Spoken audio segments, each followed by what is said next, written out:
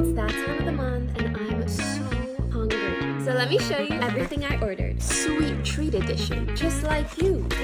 I want to start off with crumble cookies because everybody raves about these. They smell scrumptious. First, we have pumpkin cake.